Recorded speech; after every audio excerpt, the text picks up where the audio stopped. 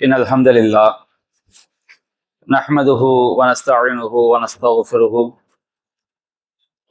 نعوذ بالله من شرور أنفسنا ومن سيئات أعمالنا من يهده الله فلا مضل له ومن يضلله فلا هادي له وأشهد أن لا إله إلا الله وحده لا شريك له وأشهد أن محمدا عبده ورسوله أما بعد أعوذ بالله من الشيطان الرجيم بسم الله الرحمن الرحيم قل يا أيها الكافرون لا أعبد ما تعبدون ولا أنتم عابدون ما أعبد ولا أنا عابد ما عبدتم ولا أنتم عابدون ما أعبد لكم دينكم ولي دين. அன்பிற்குரிய சகோதரர்களே, நாம் திருக்குரான் விளக்க உரை வகுப்பிலே திருமறை குரானின் 109வது அத்தியாயமாகிய சூரத்துல் காஃபிரூன் என்ற அத்தியாயத்தின் விளக்க உரையை பார்த்து வருகின்றோம். கடந்த வாரம் நாம் முதல் 3 வசனங்களுடைய விளக்கத்தை பார்த்தோம். அந்த வசனங்களை அல்லாஹ் கூறுகின்றான், குல் நபியே நீர் கூறுவீராக, யா ஐயுஹல் காஃபிரூன், காஃபிர்களே என்று அல்லாஹ் அழைக்கின்றான். காஃபிர்கள் என்றால் யார், அதனுடைய விளக்கம் என்ன என்பதை நாம் கடந்த வாரத்தில் பார்த்தோம். லா அஅபுது மா தஅபுதூன், நீங்கள் வணங்குபவற்றை நான் வணங்க மாட்டேன் என்று கூறுவீராக. காஃபிர்களே என்று அழைத்து நீங்கள் வணங்குபவற்றை நான் வணங்க மாட்டேன். வலா அன்தும் ஆபிதூன மா அஅபுது, நான் வணங்குபவனை நீங்கள் வணங்கக்கூடியவர்களாக இல்லை. இந்த 2 வசனங்களுடைய விளக்கத்தை நாம் பார்த்தோம். அதைத் தொடர்ந்து 3வது வசனத்திலும் 4வது வசனத்திலும் அல்லாஹ் ரப்புல் ஆலமீன் முந்தைய கருத்தையே உறுதிப்படுத்தக்கூடிய வகையிலும் அதில் இன்னும் சில உள் விஷயங்களை உள்ளடக்கியும் அல்லாஹ் நமக்கு குறிப்பிடுகின்றான். வலா அன ஆபிதும் மா அபத்தும், நீங்கள் வணங்கக்கூடியவற்றை வணங்கியவற்றை நான் ஒருபோதும் வணங்கக்கூடியவன் அல்ல. முதல் வசனத்துல சொல்லப்பட்ட வார்த்தை லா ஆழ்புது. லா ஆழ்புது என்று சொன்னால் நான் வணங்குகிறதில்லை, நான் வணங்க மாட்டேன். வணங்குகிறதில்லைன்னா ஒரு செயல நிகழ்காலத்துல செய்யறது. சாப்பிடுகிறேன், அதனுடைய நிகழ்காலம், சாப்பிடுகிறேன் என்பது நிகழ்காலம். அதனுடைய நிகழ்காலத்தை எதிர்மறை என்ன, சாப்பிடுகிறதில்லை. அதே போன்று எதிர்காலம் சாப்பிட மாட்டேன், சாப்பிடுவேன் அப்படி எதிர்காலம் உடன்பாடு, சாப்பிட மாட்டேன் என்பது எதிர்காலம் எதிர்மறை. அப்ப அந்த மாதிரி செயல்ல முதல்ல அல்லாஹ் பயன்படுத்தியது, இப்ப முதல் வசனத்தில் உள்ள வார்த்தை ஆபுது, செயல், நான் வணங்க மாட்டேன். இப்பொழுது நிகழ்காலத்திலும் செய்ய மாட்டேன், எதிர்காலத்திலும் இந்த செயலை செய்ய மாட்டேன். வணக்கம் என்பது அல்லாஹ் ஒருவனை தவிர வேறு யாருக்கும் நான் செய்ய மாட்டேன். லா அஅபுது மா தஅபுதூன், நீங்கள் வணங்கக்கூடியவற்றை நான் ஒருபோதும் வணங்க மாட்டேன். வலா அன்தும் ஆபிதூன மா அஅபுது, நான் வணங்குபவனை நீங்கள் ஒருபோதும் வணங்கக்கூடியவர்கள் அல்ல என்று அல்லாஹ் ரப்பல் ஆலமீன் சொல்கின்றான். அதை தொடர்ந்து 4வது வசனத்தில் அல்லாஹ் கூறுகின்றான், வலா அன ஆபிதும் மா அபத்தும், நீங்கள் வணங்கக்கூடியவற்றை நான் வணங்கக்கூடியவனாக இல்லை. இது பெயர் சொல். லா அஅபுது என்பது நான் வணங்க மாட்டேன். ஆபித் என்பது பெயர் சொல். இப்போ ஒரு ஆள் தொழுது கொண்டே இருந்தாலும் சொன்னோம்னா அவரை தொழுகையாளி அப்படின்னு சொல்லுவோம்.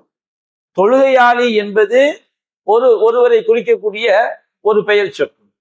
தொழுகின்றார் என்பது வினை சொல். தொழுகின்றார் எப்ப சொல்லுவோம், தொழுது கொண்டிருக்கும்போது தொழுகின்றார் சொல்லுவோம். தொழக்கூடிய அந்த காரியத்தை அன்றாடம் செய்யக்கூடிய ஒருவர் தொழாத நேரத்துல கூட என்ன சொல்லுவோம், இவரோட தொழுகையாளி அப்படின்னு செய்வோம், சொல்லுவோம். ஒரு ஆள் பிரச்சாரம் பண்ணிட்டு இருக்கும்போது அவர் பிரச்சாரம் செய்கிறார் அப்படின்னு சொல்லுவோம். அவர் பிரச்சாரம் பண்ணாத நேரத்துல கூட அவரை பார்த்து இவரோட பிரச்சாரகர் அப்படின்னு சொல்லுவோம்.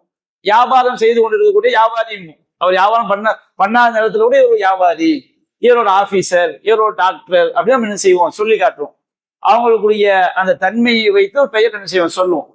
அப்ப ஆபித் என்று சொன்னால் வணங்கி வழிபடக்கூடியவன். அப்ப அந்த இடத்துல அல்லாஹ் சொல்கின்றான், வலா அன ஆபிதும், நான் வணங்கக்கூடியவனாக இல்லை. மா அபத்தும் நீங்கள் வணங்கக்கூடியவற்றை நான் வணங்கக்கூடியவனாக இல்லை. அப்ப வணங்குகிறான் என்பதற்கும் வணங்கக்கூடியவன் என்பதற்கும் வித்தியாசம் இருக்கு. என்ன வித்தியாசம்? வணங்குகிறான் என்று சொல்லும் பொழுது வணக்கம் என்ற செயலை செய்கிறான். நம்முடைய மார்க்கத்தை பொறுத்த வரைக்கும் செயல் ரீதியிலான வணக்கங்களும் இருக்குது, நம்பிக்கை ரீதியிலான வணக்கங்களும் இருக்குது. நம்பிக்கை ரீதியிலான செயல் ரீதியிலான எல்லா வணக்கங்களையும் உள்ளடக்கக்கூடிய வார்த்தையை தான் ஆபித், வணங்கக்கூடியவன். இந்த அபத வணங்கினான், ஆபிதுன் வணங்கக்கூடியவன் அப்படிங்கிற வார்த்தையுடைய அசலான அர்த்தம் என்னன்னு சொன்னோம்னா, அபதனா அடிமையானான் அப்படின்னு அர்த்தம். அடிமையானான். ஆபிதுனா அடிமை ஆகக்கூடியவன். ஒமா ஹலத்துல் ஜின்ன வல் இன்ஸ இல்லா லியஅபுதுன், நான் மனிதர்களையும் ஜின்களையும் என்னை வணங்குவதற்காகவே தவிர படைக்கவில்லை. அப்ப அல்லாஹ்வை வணங்குதல் என்று எந்த இடத்துல எல்லாம் வருதோ அந்த இடத்துல எல்லாம் அடிமையாகுதல் அப்படிங்கிற அசலான அந்த அர்த்தத்தை வச்சு நம்ம பார்க்கணும். அடிமையாகுதல் என்பதுதான் அபத என்ற வார்த்தை என்று அர்த்தம். அல்லாஹ்க்கு அடிமையாகுதல் என்றால் என்ன? படைப்பினங்களுக்கு அடிமைனா அது தனி சப்ஜெக்ட். அல்லாஹ்க்கு அடிமையாகுதல் என்ன? வலா ஆனா ஆபிதும், நான் வணங்கக்கூடியவன் அல்ல, நான் அடிமையாக இருக்கக்கூடியவன் அல்ல. மா அபத்தும், நீங்கள் எதற்கு அடிமையாக இருக்கிறீர்களோ அதற்கு நான் அடிமையாக இருக்கக்கூடியவன் அல்ல. நீங்கள் எதனை வணங்குகிறீர்களோ அவற்றை தான் வணங்கக்கூடியவன் அல்ல. வணக்கம்னாலே அடிமையாகுதல் என்ற ஒரு அர்த்தம் தான். அப்ப நம்முடைய மார்க்கத்தை பொறுத்த வரைக்கும் செயல் ரீதியிலான வணக்கங்கள் இருக்கு. முந்தைய 2 வசனங்களை படிச்சு பார்க்கும்போது அது வினை சொல்லா வந்திருக்கு. வினை சொல் சொல்லும் போது செயல் ரீதியிலான எந்த வணக்கங்களையும் நான் செய்ய மாட்டேன். அடுத்து நீங்கள் வணங்குபவற்றை நான் வணங்கக்கூடியவன் அல்லன்னு சொல்லும் போது இது நீங்கள் எதையெல்லாம் வணக்கமாக செய்து அதை நான் ஏற்க மாட்டேன். முதல்ல நான் செய்ய மாட்டேன், இதை நான் ஏற்க மாட்டேன். நான் யாருக்கு மட்டும்தான் அடிமையாக இருப்பேன்? அல்லாஹ் ஒருவனுக்கு மட்டும்தான் அடிமையாக இருப்பேன். இந்த வணக்கம் என்ற வார்த்தையினுடைய அசலான அர்த்தத்தை புரியாத காரணத்தினால்தான் நிறைய பேர் என்ன விளங்கிட்டாங்க, ஐங்கால தொழுகை மட்டும்தான் வணக்கம் என்ற புரிதல்ல தான் அதிகமான முஸ்லிம்கள் இருக்கிறாங்க. அதனாலதான் இறைவன் அல்லாதவருடைய அந்த விஷயங்களை அவங்களை கட்டுப்படுவதை ஒரு இணை வைப்பாக அவங்க எடுத்துக்கொள்வது கிடையாது. இவ எத்தனையோ பேர் என்ன செய்வாங்க, அரசியல் கட்சியில ரொம்ப தீவிரமா ஈடுபடுவாங்க. நம்ம நாட்டை பொறுத்த வரைக்கும் அரசியல் என்பது தவிர்க்க முடியாத ஒன்றா இருக்கு. ஒரு ஓட்டு போடுவதோ நம்முடைய இஸ்லாமிய சமுதாய பாதுகாப்புக்காக ஒரு கட்சியை ஒருவன் அந்த ஒரு நோக்கத்துக்காக ஆதரிப்பது என்ன கிடையாது, பிழை கிடையாது.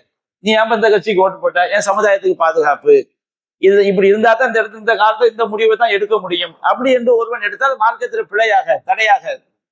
ஆனால் இன்றைக்கு என்ன செஞ்சிடறாங்கன்னா முழுக்க அரசியல் தலைவர்களுக்கு அடிமையாகவே மாறிடுறாங்க.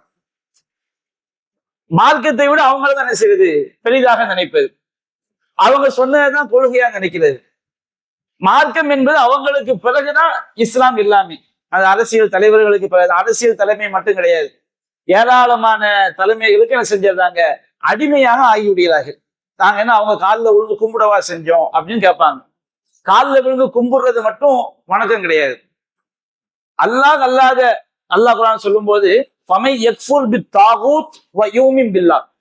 யார் தாகூத்துகளை மறுத்து அல்லாஹ்வை நம்பிக்கை கொள்கிறாரோ அவர் தான் உறுதியான கயிற்றை பற்றி பிடித்துக் கொண்டார். ஒரு ஈமான்ல அடிப்படையான அம்சம் தாகூத்துகளை மறுப்பது. தாகூத்துனா என்ன, அதை நம்ம நல்ல விளங்கணும். தகா அப்படின்னு சொன்னோம்னா ஒரு வரப்புல இருக்கு, வரப்புல வயல்ல நீர் பாய்ச்சிக்கிட்டே இருக்கிறோம்.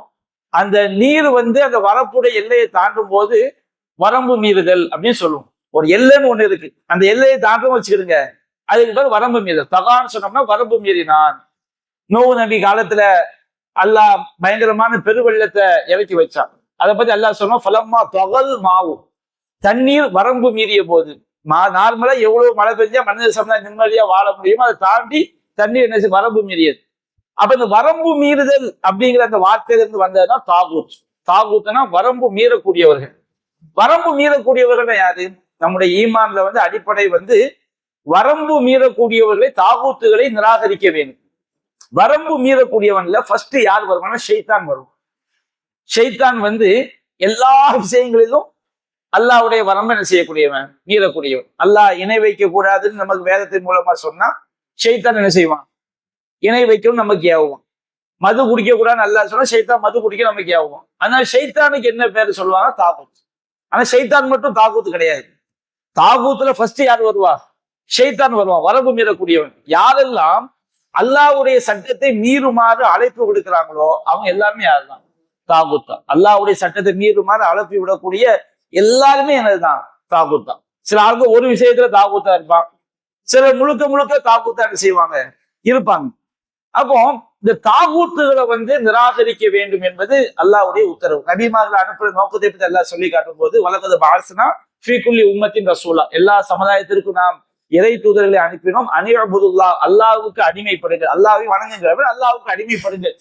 வச்சித்தனிபு தாகூத், தாகூத்துகளை விட்டும் தூரமாகி விடுங்க. அல்லாஹ்க்கு அடிமைப்பட்டு வாழ்வதை விட்டும் அழைப்பு விடக்கூடியவங்க எல்லாருமே தாகூத் தான். ஒருத்தன் ஃபிரௌன் ஒரு தாகூத். அவன் என்ன செஞ்சான்? அந்த ரப்புக்கும் ஆளா, நான் தான் மிகப்பெரிய கடவுள் சொல்லி தன்னை என்ன செஞ்சான்? வணங்குவதின் பக்கம் ஃபிரௌன் அழைப்பு விடுத்தான். அதுக்கு என்னப்பா ஆதாரம்? நீ தான் மிகப்பெரிய கடவுள், என்ன ஆதாரம்? அவன் சொன்னா, இந்த மிஸ்ர் தேசத்துடைய ஆறுகள் எல்லாம் என் காலுக்கு கீழே ஓடுதுன்னா. அல்லாஹ் ரப்புல் ஆலமீன் நீ அப்படியா சொல்றான்னு சொல்லி அவன் என்ன செஞ்சான்? அந்த தண்ணிக்குள்ளேயே அல்லாஹ் மூழ்கடிச்சு காட்டினான். இப்ப தண்ணி உனக்கு மேல வந்துருச்சுல, நீ என்ன செய்ய முடியும்? அப்ப இந்த உலகத்துல யாரெல்லாம் தீய கொள்கைக்கு அழைக்கிறாங்களோ, உதாரணத்துக்கு இப்ப இஸ்லாம் பெண்கள் பரதா போடணும்னு சொல்லுது. யாராவது ஒருத்தர் அதெல்லாம் அடிமைத்தனம், அது தூக்கி எறியுங்கள் அப்படின்னு சொன்னா வச்சுக்கிடுங்க, அவன் அல்லாஹ்வுடைய சட்டத்துக்கு எதிராக அழைப்பு விடுக்கிறான். அல்லாஹ்வுடைய சட்டத்துக்கு எதிராக அழைப்பு விடக்கூடியவங்க யாரு? தாகூத்.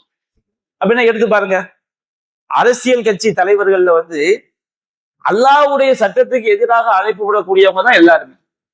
யாருமே என்ன கிடையாது, நாம இந்தியாவில் ஜனநாயகம் என்ற அடிப்படையில ஒரு பாதுகாப்புக்காக அந்த அரசியல் ரீதியாக நம்ம கட்டுப்பட்டு செல்வது என்பது வேறு. ஒரு ஓட்டு போடுறது இல்லை.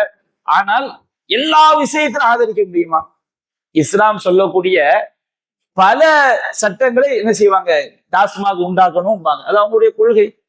மார்க்கத்துல இந்த மது என்பது கூடுமா? மது கடை, மதுவே ஹராம், மது கடை எப்படி உண்டாக்க முடியும்?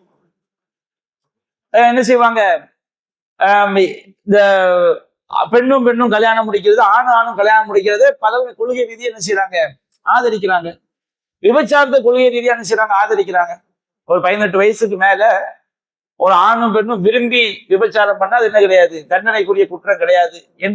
யோசிச்சு பார்த்தீங்க வச்சுக்கிடுங்க, முழுக்க முழுக்க எல்லா அரசியல் கட்சிகளுமே இப்படித்தான் இருக்குது. தாகூத்துகளாக தான் என்ன செய்தி இருக்குது. ஒரு முஸ்லீம் என்ன செய்ய முடியாது, அந்த தாகூத்துகள் அவங்களுடைய எல்லா விஷயங்களையும் அவங்க ஆதரிக்க முடியாது. அப்ப இந்த அடிப்படையில பார்க்கும்போது இவங்க அல்லாஹ்வுக்கு அடிமையாக இல்லை, பல விஷயங்களில் இறைவனுக்கு எதிரான தாகூத்துகளுடைய சட்டங்களுக்கு என்ன செய்யறாங்க? அடிமையாக இருக்கிறார்கள். நிர்பந்தம் என்ற அடிப்படையை தாண்டி உள்ளத்தாலே என்ன செய்யறாங்க? அங்கீகரிக்கிறாங்க. அதற்காக வாதாடுறாங்க, அதற்காண்டி பேசுறாங்க. இது கண்டிப்பா என்ன செய்ய முடியாது, ஒரு மோமினுடைய செயலா இருக்க முடியாது. தௌஹீத் என்பது என்ன? அது எல்லாம் தனிச்சுதான் நிற்கும். தௌஹீதுல உள்ள மக்கள் சரியாக புரிந்தவங்க ரொம்ப கம்மியா தான் இருப்பாங்க. ஒரு 25 பேர் இருப்போமா, அவ்வளவுதான். இதை புரிவதற்காக முஸ்லீம் எடுக்கக்கூடிய மக்கள். நபி அல்லாஹ் சொன்னாங்க, கருப்பு மாட்டுல ஃபுல்லா கருப்பு மாடு, அது ஒரு வெள்ளை முடி எவ்வளவு இருக்குமோ அந்த அளவுக்கு தான் மறுமைய நாள்ல இணை வைக்காதவங்களுடைய எண்ணிக்கை. அது ஒரு வெள்ளை மாட்டுல கருப்பு முடி எவ்வளவு இருக்குமோ அவ்வளவுதான் இணை வைக்காதவங்களுடைய எண்ணிக்கை. இதை புரியக்கூடிய மக்கள் ரொம்ப ரொம்ப கம்மி. வமா யூமின் அக்ஸருஹும் பில்லாஹி இல்லாஹும் முஷ்ரிக்கும். அதிகமான மக்கள் அல்லாஹ்வுக்கு இணை வைத்துக் கொண்டுதான் அல்லாஹ் நம்புவாங்க. அல்லாஹ் நம்புவான், ஆனா அல்லாஹ் என்ன செய்வான்? ஷிர்க் வைக்கிறவனா இருப்பான். அவனுக்கு ஷிர்க்னா என்னன்னு தெரிவதற்கு முயற்சி எடுப்பது இல்லை. முயற்சி எடுக்காம ஒரு சில மேலோட்டமா தர்கா வழிபாடு, மௌலூது, இதுதான் ஷிர்க்குன்னு சொல்லிக்கிட்டு மற்ற எல்லா ஷிர்க்கும் என்ன செய்யுது? உலக ரீதியை ஆதரித்து அதுவாகவே என்ன செஞ்சிடறாங்க? அவங்களுக்கு அடிமைகளாகவே மாறி விடுகிறார்கள். நீங்க அடிமையா இருக்கிறீங்கன்னு சொன்னா அவங்களுக்கு கோபம். நீங்க அடிமையா இருக்கிறீங்க, இந்த மாதிரி நீங்க ஒரு முஸ்லீம் இருக்கக்கூடாதுன்னு சொன்னோம்னா பயங்கர கோபம் வரும். இவனை பார்த்து இவன் தீவிரவாதி, இவன் அப்படி இப்படின்னு சொல்லுவாங்களே தவிர அதை புரிந்து கொள்ளக்கூடிய சிந்திக்கக்கூடிய மனப்பக்குவம் கூட அவங்களுக்கு என்ன செய்யாது? இருக்காது. அப்ப இந்த மாதிரி எல்லா தாகூத்துகளையும் நிராகரித்து அல்லாஹ்வுடைய சட்டத்தை மட்டும் உலகபூர்வமா ஏற்றுக்கொள்ளக்கூடியவன் தான் ஆபித், வணக்கசாலி, அல்லாஹ்வுக்கு அடிமையானவன். அல்லாஹ்வுக்கு அடிமையான அர்த்தம், ஒரு மூமின் அவனுடைய வாழ்க்கை நிர்பந்தத்துல சில நேரங்கள் என்ன செய்வான்? உள்ளத்துல வெறுத்து நிர்பந்தத்தை இருப்பான். அது அல்லாஹ் காப்பாற்றணும், நாடியவங்களுக்கு வரும். நிர்பந்தத்துல உள்ள விஷயங்கள் அல்லாஹ் மன்னிக்க கூடியவன். உண்மையிலே ஒருத்தன் உள்ளத்தால் வெறுத்தானா, அவன் வெறுக்கிறானா இல்லையா அல்லாஹ்வுக்கு தெரியும். ஆனால் ஒருத்தன் உள்ளத்தால் இறைவன் அல்லாதவனுடைய சட்டங்களை ஆதரிச்சுதான் வச்சுக்கிடுங்க, மார்க்கத்துக்கு எதிரான சட்டங்களை ஆதரிக்கிறான்னு வச்சுக்கிட்டு கண்டிப்பா அவங்க எதிர்தான் வருவாங்க. தாகூத்துல தான் என்ன செய்வாங்க, வருவாங்க. நீங்க வந்து இறை மறுப்பாளர்களை திருப்திப்படுத்தவே முடியாது. திருப்திப்படுத்த பணி வச்சுக்கிடுங்க, திருப்திப்படுத்த முடியாது. என்ன சொன்னா அல்லாஹ்வுடைய சட்டத்தை எதிர்ப்போம். இஸ்லாம் வந்து ஒரு ஆண் வந்து 4 திருமணம் செய்யதான் அனுமதி கொடுக்குது. இதை வந்து நீங்க என்ன செய்வீங்க, அவனை எப்படியாவது திருப்திப்படுத்துறதுக்கு 1000 வியாக்கியானம் சொன்னா நான் செய்ய மாட்டான், ஏற்றுக்கொள்ள மாட்டான். ஆனா அந்த இறை மறுப்பாளர் பாருங்க, நாயை கல்யாணம் முடிக்கிறது உதவினா நாயை கல்யாணம் முடிப்பான், அது மனித உரிமையுமா. வேற ஏதாவது அசிங்கமா நடப்பா, அது மனித உரிமையுமா. அநியாயமா என்ன செய்வாங்க, கொடுமை பண்ணுவாங்க, அது மனித உரிமையுமா. இயற்கை வரலாறு உலகம் படைக்கப்பட்ட காலம் முதல் எது வந்து இறைவன் அனுமதித்த சட்டமோ அதை மட்டும் என்ன செய்வான், இஸ்லாம் சொன்னதுனால என்ன செய்வான், அது வந்து தப்புமா. எப்படி திருப்திப்படுத்த முடியும்? சரின்னு தெரிஞ்சுக்கிட்டே ஒருத்த வந்து எதிர்க்கணும் வந்துதான் வச்சுக்கிடுங்க. அடுத்தவனை திருப்திப்படுத்தினால்தான், வென்றால்தான் நாம சத்தியத்தில் இருக்கணுங்கிற முடிவுக்கு வந்தோம்னு சொன்னோம்னா நாம சத்தியத்தில் இருக்கவே முடியாது. ஏன்னா நல்ல தெரிஞ்சுக்கிட்டே மறுக்கிறவன் இருப்பான். நல்ல 100% தெரியும், இது ஹக்கு தான் தெரியும், நம்ம பேசுறது தப்பு தான் தெரியும், தெரிஞ்சுக்கிட்டே என்ன செய்ய மறுப்பான். உள்ளதை நேர்வழி காட்டுறவன் யாது? அல்லாஹ் ரப்பல் ஆலமீன். ஃபிரௌனை பத்தி அல்லாஹ் சொல்லும் போது ஜஹது பிஹா வஸ்தைகனத்துஹும் அன்ஃபுஸுஹும், அவங்களுடைய உள்ளங்கள் உறுதியாக நம்பிய பிறகும் மறுத்தார்கள். ஃபிரௌனை பத்தி அல்லாஹ் சொல்லி காட்டுறான். அவனுக்கு நல்ல தெரியும் மூசா நபி அல்லாஹ்வுடைய தூதர், அவர் கொண்டு வந்த வேதம், அவர் அவருடைய அற்புதங்கள் எல்லாம் இறைவன் மூலம் நடக்குன்னு ஃபிரௌனுக்கு தெரியும், நல்ல தெரிஞ்சு மறுத்தாங்க. ஏன்? அவனுடைய உள்ளத்துக்கு அல்லாஹ் என்ன செய்யல, அவன் மறுத்ததுனால் நேரடி அல்லாஹ் காட்ட நாடவில்லை. யூதர்களை பத்தி அல்லாஹ் சொல்லும் போது யாரிஃபூனஹும் கமா யாரிஃபூன அப்னாஹும், அவர்கள் தங்களுடைய பிள்ளைகளை அறிவதை போன்று முகமது நபியை பத்தி என்ன செய்வாங்க, அறிவாங்க. அப்ப இந்த யகூதி நசாராக்கள் எல்லாருமே அல்லாஹ்வுடைய மார்க்கத்தை கோணலா சித்தரிப்பாங்க. அல்லாஹ்வுடைய ஒவ்வொரு சட்டமா எடுத்துக்கிட்டே என்ன செய்வாங்க, கோணதாக சித்தரிக்க முற்படுவாங்க. அப்படி சித்தரிக்க முற்படும் போது நம்ம ஆட்கள் கூட என்ன செஞ்சிருவாங்க, ஓஹோ அது சரியா இருக்குமோன்னு சொல்லி இஸ்லாம் அந்த கருத்தை சொல்ற இந்த கருத்தை சொல்ற வளைக்கிறதுக்கு முற்படுவாங்க. அவங்களை திருப்திப்படுத்துறதுக்காண்டி வளைக்கிறது ஒரு புண்ணியம் கிடையாது. அல்லாஹ் குர்ஆன் சொல்லும் போது தபூனஹா இவஜா, இந்த அல்லாஹ்வுடைய மார்க்கத்தை கோணலா சித்தரிக்கிறீங்க, இது மனிதனுக்கு ஏற்ற ஒரு மார்க்கம், சரியான ஒரு மார்க்கம், அறிவுபூர்வமான ஒரு மார்க்கம். ஆனால் இவ்வளவு அறிவுபூர்வமான மார்க்கம், இது அல்லாஹ்வுடைய வேதம் தான், தூதர் அல்லாஹ்வுடைய தூதர் தான், நபியான ஹயாத்தா இருக்கும் போதே யூதர்கள் என்ன செஞ்சிருக்கிறான், அல்லாஹ்வுடைய மார்க்கத்தை கோணலா சித்தரிச்சிருக்கிறான். அப்ப அவங்களை திருப்திப்படுத்தினா தான் நாம சத்தியம் அப்படிங்கிற அளவுகளுக்கு வந்தா கண்டிப்பா செய்ய முடியாது, சத்தியத்துல இருக்கவே முடியாது. அல்லாஹ்வுடைய சட்டமா அது கட்டுப்படும், அவ்வளவுதான். அல்லாஹ் குர்ஆன் சொல்லி காட்டும் போது அல்லாஹ் கூறுகின்றான், இத்தபியும் அவன் சில இலைக்கும் ரப்பிக்கும், உங்கள் இறைவனிடமிருந்து உங்களுக்கு அருளப்பட்டவற்றை நீங்கள் பின்பற்றுங்க. வலா தத்தபியோ மின்தூரி அவுலியா, இறைவன் அல்லாதவருடைய பொறுப்பாளர்களாக்கி நீங்க என்ன செய்யாதீர்கள், பின்பற்றாதீர்கள். அல்லாஹ்வுடைய செயல் வணக்கம் என்ற செயல்களும் அது மட்டும் வணக்கம் கிடையாது. நாம் இந்த உலகத்துல வாழ வேண்டிய சட்டங்கள் அல்லாஹ்வுடைய சட்டப்படிதான். மனிதன் நிர்பந்தத்துல பாவம் செய்வான். நம்ம செய்யக்கூடிய பாவம் எல்லாமே வரம்பு மீறல் தான். ஆனால் பாவிக்கும் காஃபிருக்கும் என்ன வித்தியாசம்? ஒரு மூமின் சாராயம் குடிப்பான், சாராயம் குடிக்கிறதுனால ஒருத்தன் காஃபிர் ஆயிட மாட்டான். ஆனால் காஃபிருக்கும் மூமினுக்கு என்ன வித்தியாசம்? ஒரு மூமின் சாராயம் குடிச்சிட்டு அவன் சொல்லுவான், நான் செஞ்சது பாவம், அல்லாஹ் என்ன மன்னிச்சு தௌபா செய்வான். அவனுடைய ஈமான் அதை பாவம் என்பதை அவனை உணர வைக்கும். நம்ம செய்த பாவம், நம்ம தண்டனைக்கு உள்ளாயிரும். ஒரு மூமின் என்ன செய்வான், சில பாவங்களை வந்து ஷைத்தான் வழிகெடுத்து அவன் செய்வான், அநியாயம் பண்ணுவான், அடுத்து அந்த கடன் வாங்கிட்டு ஏமாத்திடுவான். தனக்கு சாதகமா, தன் குடும்பத்துக்கு சாதகமா இருக்கணும், தனக்கு சாதகமாக அநியாயமா என்ன செய்வான், தீர்ப்பு சொல்லுவான். ஆனா அவனுக்கு தெரியும் அவன் உள்ள தம்பி அநியாயமா பண்ணிட்டோம், யாரெல்லாம் என்ன மன்னிச்சுன்னு என்ன செய்வான், தௌபா செய்வான். அவன் திருந்தினா தௌபா செய்வான். ஆனா அவன் உள்ளம் கடைசி வரைக்கும் மனசாட்சி அவனை உறுத்தும், நம்ம அல்லாஹ்வுடைய சட்டப்படி நடக்கல, அல்லாஹ்வுடைய சட்டம் தான் பெரிதுன்னு அவன் நம்பிக்கிட்டு செய்வான் பாவத்தை. ஆனா ஒரு காஃபிருடைய உள்ளம் எப்படி இருக்கும், எதுக்கு அல்லாஹ் இப்படிலாம் சொல்லணும், எதுக்கு நான் அல்லாஹ் சொன்னா எதுக்கு கட்டுப்படணும், எதுக்கு நான் வந்து அப்படி செய்யணும், இப்படி செய்யணும் நினைக்கலாம் வச்சுக்கிடுங்க. அல்லாஹ் ரசூல் சொன்ன ஒரு சின்ன விஷயத்த இதெல்லாம் வந்து எதுக்கு ரசூலா சொன்னாங்கன்னு வெறுத்தா கூட அவன் காஃபிர் ஆயிட்டான்.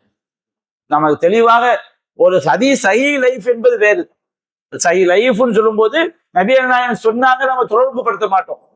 ஒரு செய்தி இது மார்க்கத்துல உள்ளதான் தெளிவா தெரிஞ்ச பிறகு ரசூலா எதுக்கு இப்படிலாம் சொன்னாங்க, இப்படிலாம் சொல்லாம உள்ளத்துல வெறுக்கிறான்னு வச்சுக்கிடுங்க, கன்ஃபார்ம் அது குஃபுர். அந்த குஃபுர் அல்லாஹ்க்கு தெரியும். வெளிப்படுத ஐங்காலம் தொழக்கூடியவனா இருக்கலாம், நோன்பு வைக்கக்கூடியவனா இருக்கலாம், உள்ளத்துல அல்லாஹ் இறக்கிய வசனத்தை வெறுக்கிறான். இப்போ ஒரு பெண் இருக்கிறான்னு வச்சுக்கிடுங்க, ஒரு தலாக்கு நடக்குது, ஒரு கணவன் மனைவிக்கு பிடிக்கல, குர்ஆன் சட்டம் சொல்லுது இந்த மாதிரி தலாக்கு இப்படிதான் தலாக்கு நடக்கணும், இதுதான் சட்டம் அப்படின்னு சொல்லும் போது ஒரு அல்லாஹ்வுடைய சட்டம் தான் கரெக்டு, இப்ப எனக்கு வந்து சுய லாபம், நான் சுய லாபத்துக்காண்டி செய்யறேன் அப்படின்னு சொல்லி மார்க்கத்துக்கு மாற்றமா போய் எங்கேயாவது போய் அல்லாஹ்வுடைய சட்டத்துக்கு மாற்றமா தலாக் ஆகுதுன்னு வச்சுக்கிடுங்க, அவனுக்கு அல்லாஹ்க்குள்ள அவங்க நினைக்கிறான், எதுக்கு அல்லாஹ் இப்படிலாம் சொல்லிக்கிட்டு இதெல்லாம் என்ன சட்டம்? தலா கணவன் மனைவிக்கு மத்தியில பிரச்சனை வந்தா மனைவியை விட்டு வெளியே அனுப்பக்கூடாதான், அது என்ன அல்லாஹ் இப்படி சொன்னா? இல்ல இப்படி உள்ளத்துல வெறுக்கிறான்னு வச்சுக்கிடுங்க, வெளியே சொல்ல வேண்டாம், உள்ளத்துல வெறுக்கிறான். எப்ப கணவன் அல்லாஹ் சொல்றான், உங்க கணவன் மனைவிக்கு மத்தியில பிரச்சனை வந்துச்சா நீ தலாக்கு சொல்லு, 3 மாதவிடாய் காலம் அந்த பெண் எங்கதான் இருக்கணும்? கணவன் வீட்டுலதான் இருக்கணும். அவள் தானாக அந்த வீட்டை விட்டு வெளியேறவும் கூடாது, இவன் வெளியேற்றவும் கூடாது. அவளுக்கு சாப்பாடு எல்லாமே கணவன் தான் கொடுக்கணும். இதுதான் சட்டம், இது அல்லாஹ்வுடைய சட்டம், இப்படிதான் நடக்கணும். எதுக்கு இதெல்லாம் இப்படி நடைமுறை சாத்தியமா? இதெல்லாம் எப்படி நடக்கும்? அல்லாஹ்வுடைய சட்டம்னு கட்டுப்படுத்த முயற்சி பண்ணு, அதான ஒரு ஆபீத், அதான அல்லாஹ்க்கு அடிமையாகுது. இதை நான் கட்டுப்பட மாட்டேன், இது சரியா வருது, அல்லாஹ்வுடைய சட்டத்தை வெறுத்தான்னு வச்சுக்கிறீங்க. வெறுக்கிறானா இல்லையா அல்லாஹ்க்கு தெரியும். ஏன்னா தண்ணி அடிக்க ஒரு மூமின் விபச்சாரம் கூட பண்ணுவான், விபச்சாரம் செஞ்ச அவன் உள்ளத்துல ஈமான் இருக்கும், ஆனால் அவன் இஸ்லாத்தை விட்டு வெளியேற மாட்டான். அல்லாஹ் சொல்லி காட்டுறான், உங்கள யாராவது இந்த மூமினா இருக்கக்கூடிய உங்களை யாராவது விபச்சார குற்றம் செய்து விட்டால், அப்ப அல்லாஹ் சொல்லும் போது மோமினா இருக்கக்கூடியவங்கள விபச்சாரம் செய்வாங்கன்னாலும் விபச்சாரம் செய்யணும் அல்லாஹ் காஃபின்னு சொல்லல. விபச்சாரம் பெரும்பாவம், அது பயங்கரமான குற்றம். ஒருவன் ஷைத்தான் அவனை வழிகெடுத்து அல்லாஹ் விபச்சாரம் செய்யக்கூடாதுன்னு சொல்ற சட்டம் தான் கரெக்ட்.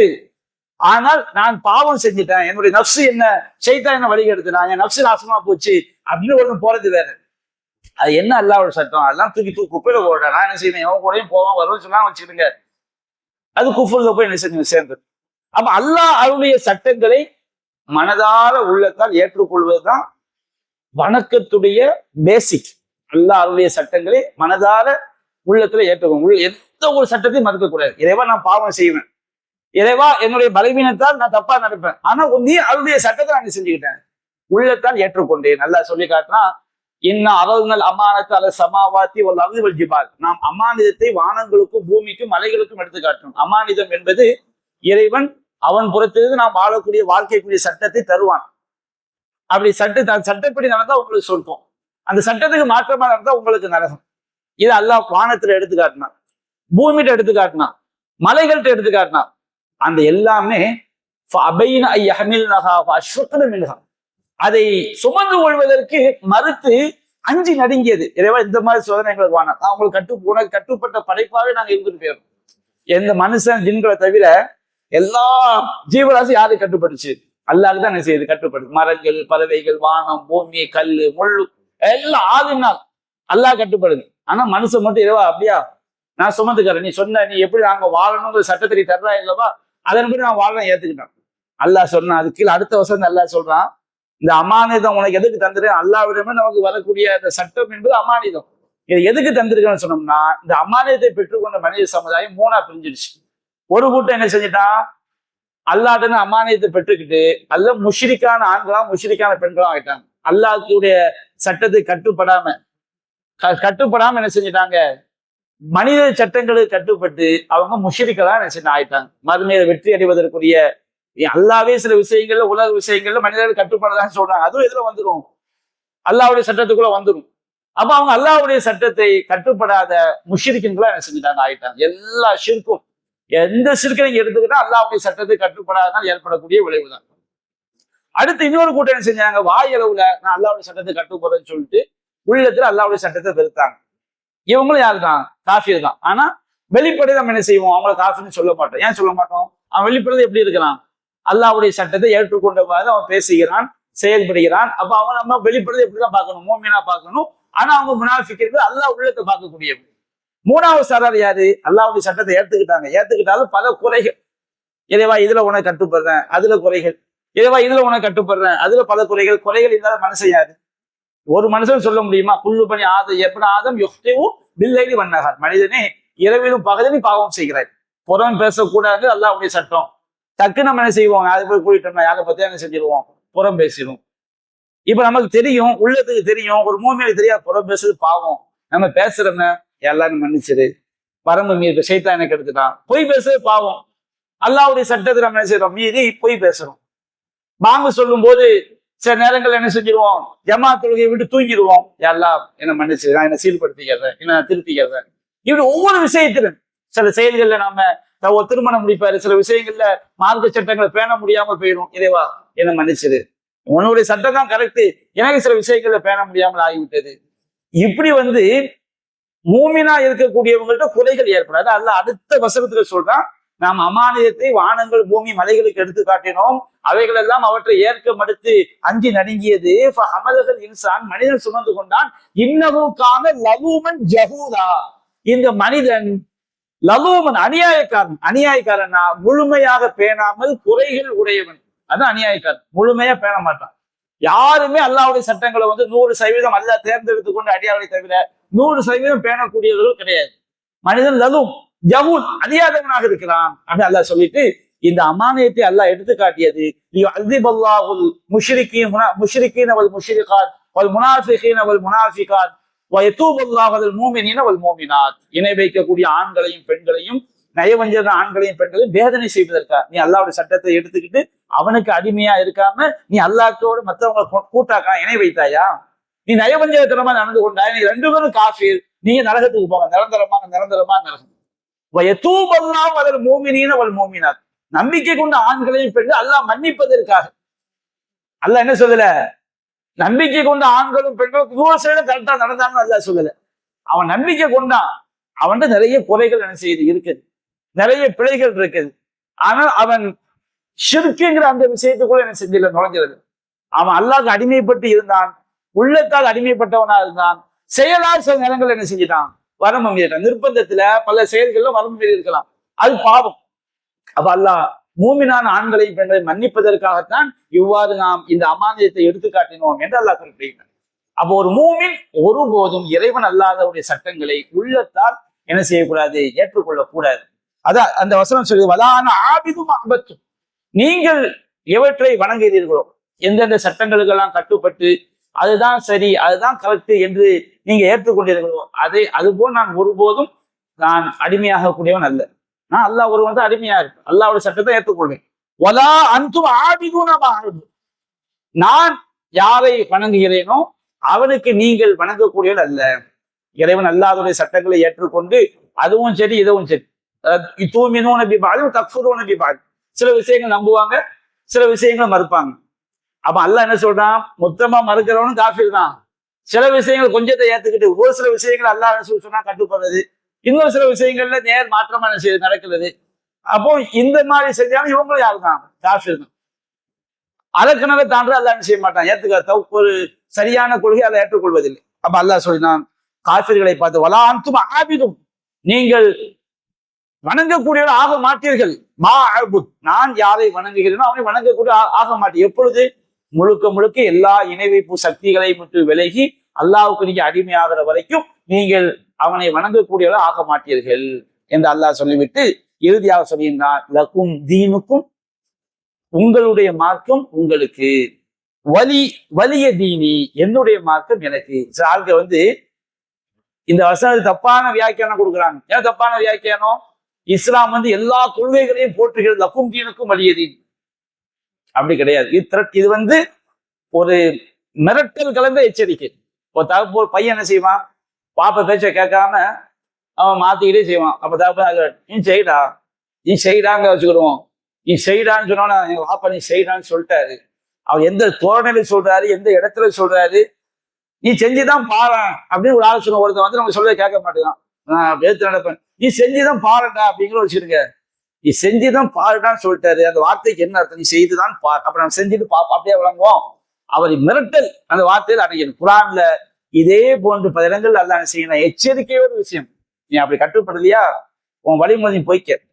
லக்கும் தீனுக்கும், உங்களுடைய மார்க்கம் உனக்கு நீ செய், எங்களுடைய மார்க்கம் எனக்கு நானும் செய்யறேன், அங்க போய் என்ன செஞ்சுக்கிடுவோம் பார்த்துக்கலன்னா அமாலுனா வலக்கும் அமாலுக்கும், எங்களுடைய செய்திகள் எங்களுக்கு, உங்களுடைய செய்திகள் உங்களுக்கு.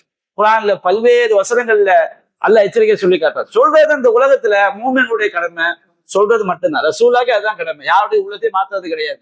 இன்னமா அந்த முதற்சில் நபியை நீங்கள் உபதேசம் செய்வோர் தான், அவருக்கு சாட்டப்பட்டவர் கிடையாது. மார்க்கது சொல்றதுதான் கடமை, அவனை மாறி ஆகணும் அது அவன் கடமை கிடையாது. நமக்கு எதுக்கு எது, நம்முடைய நிலைமை நமக்கே தெரியாது. ஒரு பாவம் செய்யலாம் வச்சுக்கிடுங்க, யாரெல்லாம் அந்த பாவத்தை விட்டு காப்பாத்து அப்படின்னு நம்ம கெஞ்சக்கூடிய அளவுக்கு நம்ம நிலைமை இருக்கு. நாம அவ்வளவு பாவத்திற்கு மூலிகை கிடக்கிறோம். நாம செய்யாத ஒரு பாவத்தை அடுத்தவங்க செஞ்சா நம்ம பரிசுத்தவாதி என்ன செய்ய ஆகிட முடியாது. அதே போன்று ஒருவனை மாற்றியே ஆக வேண்டும் அப்படின்னு நம்ம நினைக்கவே கூடாது. சொல்றதுதான் நம்ம கடன். இன்னமா அந்த முதக்கு நபியே, நீங்கள் உபதேசம் செய்பவர் தான் சாட்டப்பட்டவர் கிடையாது. அதே போல அல்லாஹ் சொல்லி காட்டீங்கன்னா, இன்னமா அலைக்கல் பலா, எடுத்து சொல்வதுதான் உங்கள் கடமை. அலைனா ஹிசாப், கேள்வி என கேட்ப நம்முடைய கடமை. அல்லாஹ் சொல்லி காட்டுகின்றான். ஃபதக்கிர், நபி உபதேசம் செய்வீராக. செயல்தக்கரும் யக்ஷா, எவன் அல்லாஹ்வை பயப்படுவானோ அவன் என்ன செய்வான்?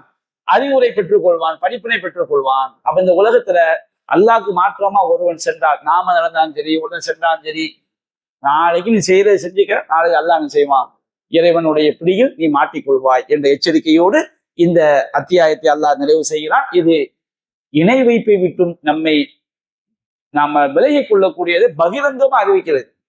ஒரு மூமின் வந்து என்ன செய்ய முடியாது, ஒளிவு மறைவுதான் கிடையாது, பகிரங்கமா நீ அறிவிச்சு, காஃபிரூன் லா அஅ்புது மா தஅ்புது, நீங்கள் வணங்குபவற்றை நான் வணங்க மாட்டேன், வலா அன்தும் ஆபிதுன மா அஅ்புது, நான் வணங்கக்கூடியவனை நீங்கள் வணங்கக்கூடியவனாக இல்லை, வலா அன ஆபிது மா அபத்தும், நீங்கள் வணங்குபவற்றை நான் வணங்கக்கூடியவன் அல்ல, வலா அன்தும் ஆபிதுன மா அஅ்புது, நான் வணங்குபவனை நீங்கள் வணங்கக்கூடியவன் அல்ல, லக்கும் தீனுக்கும், உங்களுடைய மார்க்கம் உங்களுக்கு, நீங்க அதன்படி இதை ஏற்றுக்கொள்ளாட்டி நீங்க செய்யறதை செஞ்சுக்கிறீங்க, நாளைக்கு நீங்க அல்லாஹ்ட்ட வந்து பார்த்துக்கணும். அதான் நபியான அல்லாஹ் அழைக்க சொல்றேன், யாரு கிதாப் தாலும், வேலைக்காரர்களை இங்கு வாதங்கள் இல்லா களிமத்தின் செவ்வாயும் பைனாவ பைனக்கும், உங்களுக்கும் நமக்கு மத்தியில் சமமான சரியான கொள்கையின் பக்கம் வாருங்கள். என்ன கொள்கை? அல்லாஹ் நஅ்புத இல்லல்லாஹ், அல்லாஹ் இதர யாரும் என்ன செய்யக்கூடாது, வணங்கக்கூடாது. அல்லாஹ் நஅ்புத இல்லல்லாஹ் வலா நுஷ்ரிகு பிஹி ஷைஅ, அல்லாஹ்க்கு எந்த ஒன்றை இணை வைக்க கூடாது. வலா யத்தஹித பஅதுனா பஅதன் அர்பாபன் மின் தூனில்லாஹ், அல்லாஹ்வை விட்டுவிட்டு நம்மில் ஒருவர் மற்றவரை ரப்புகளாக அவருடைய சட்டங்களுக்கு அனுபடி நடப்போடாமல் என்ன செய்யக்கூடாது, எடுத்துக்கொள்ளக்கூடாது. அல்லாஹ் வந்து சமமான கொள்கை என்பது சரியான தௌஹீத் கொள்கை, அதன் பக்கம் அல்லாஹ் அழைக்க சொல்கிறார். அந்த கொள்கைக்கு வந்தா எல்லாரும் மறுமையை தப்பித்துக் கொள்ள முடியும். இல்லைனா இதுதான் எங்க சரின்னு சொன்னோம்னா செயல்பட்டுக் கொள்ளுங்கள். அதனுடைய முடிவை நீங்க எங்க பார்த்துக்கிடுவீங்க? மறுமையில் பார்த்துக்கிறது. லக்கும் தீனுக்கும், உங்களுடைய மார்க்கம் உங்களுக்கு, அதற்கு நீங்க செஞ்ச தப்பான கொள்கைக்கு அல்லாஹ் போய் தண்டனை இருக்கிறது மறுமையில். ஒலியதில், என்னுடைய மார்க்கம் எனக்கு, நான் அதை ஒருபோதும் யாருக்காக விட்டுக் கொடுக்க மாட்டேன்.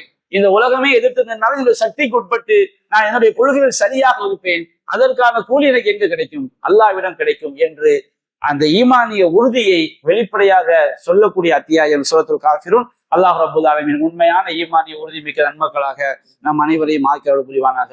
வாஹு தஅவானா அல்ஹம்துலில்லாஹி ரப்பில் ஆலமீன். அஸ்ஸலாமு அலைக்கும் வரஹ்மத்துல்லாஹி.